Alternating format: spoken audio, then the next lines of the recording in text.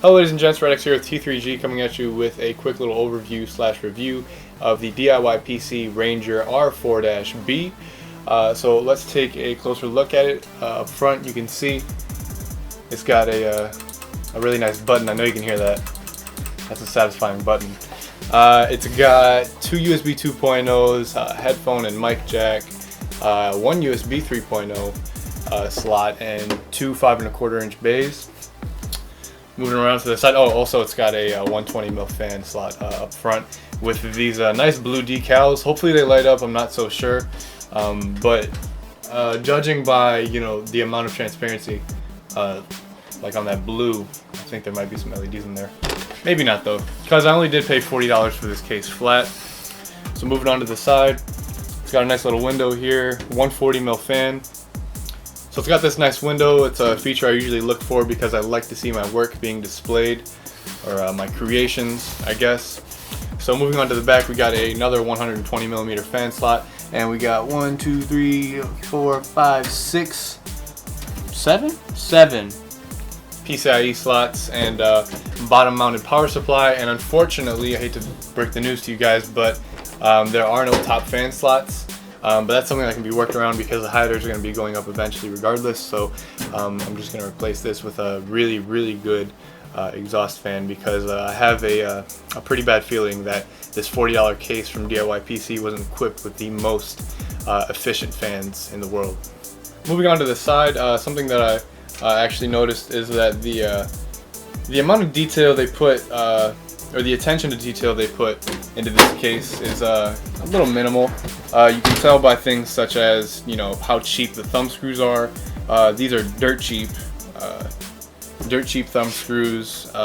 Just attention to detail and things like that will really tell you, I guess, how hard they tried on this case. So here it is, the side panel with the 140mm fan. Probably end up replacing that sometime. So just leave it there. Inside's actually considerably roomy for a $40 case. Like I said, you got the bottom mount power supply with the dust filter attached to it, and in the Ranger, the drive bays are actually facing forward, directly towards that fan instead of to the side, and that is unfortunate because generally you do get much better cable management when the drives are faced outward, I guess you could say. So even though the drives are set up facing forward, the overall build quality is actually pretty good because they left a whole lot of room for cable management and airflow in here. You can stick 3 regular size drives in here, hard disks, and you could stick 1 SSD right up there.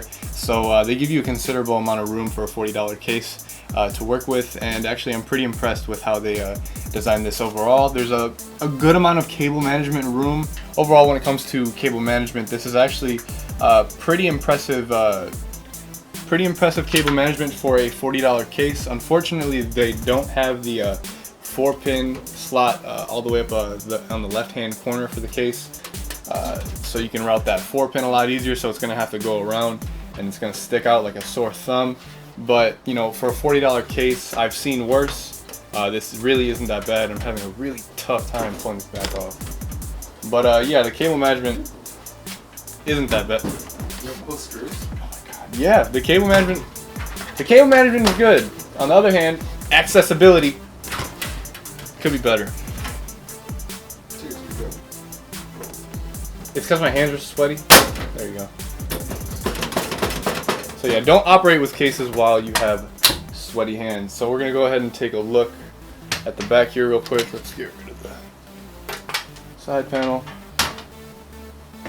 So here it is, the back, all the room for cable management. You can see what I was talking about when I said the design was pretty smart and free-flowing for cables and airflow in general for the hard drives. So yeah, there's a decent amount of room. There's about a finger's width of space back here, and when I say about a finger's width, I have to squeeze my finger into there. So it's enough space to get the job done, but that's why they have a recessed side panel right here. So you're gonna have more space at the end of the day when you do try to close the case up. And I keep going back to this point, but it's, I guess, valid. It's a $40 case, so I mean they put a lot of forethought into it when it comes to the side, and enough room with the side panel and the cable management. Yes, it could be better, but you have to think about what you're paying for at this point. I think it's a pretty legitimate choice. We're going to put this bad boy together in a little bit. Let's see how it looks when it's all complete and finished. So the PC is pretty much finished in the Ranger, the DIYPC Ranger. It came out pretty smoothly, as you can see. We pretty much just have to put the side panel on here, and cable management was actually a lot better than I expected. Just working with the case in general was a lot better than I expected, to be honest with you. Unfortunately, we couldn't get that the 2 4-pins routed up here through the case, but we made do with what we had, so we just tucked it on the side a little bit here, and it still looks pretty clean overall. But the rest of the cable management was working just fine, and I managed to route a whole bunch of cables, and yeah, it worked out pretty smoothly. I really didn't have any issues, but if you're going to be spending a little over $40, then there's going to be some more options with a lot more capabilities, I guess you could say. So, but at the end of the day, if you could find this for under $40 flat, I would recommend it. It's a pretty good case. So that's pretty much it. This is a pretty great case. Probably 2 out of 3 guys would recommend this case. So that's pretty much it, ladies and gents. Hope you enjoyed the video. This has been Reddax with T3G. Go to t3gtech.com for more tech and reviews. Don't forget to subscribe. This has been Reddax, signing off.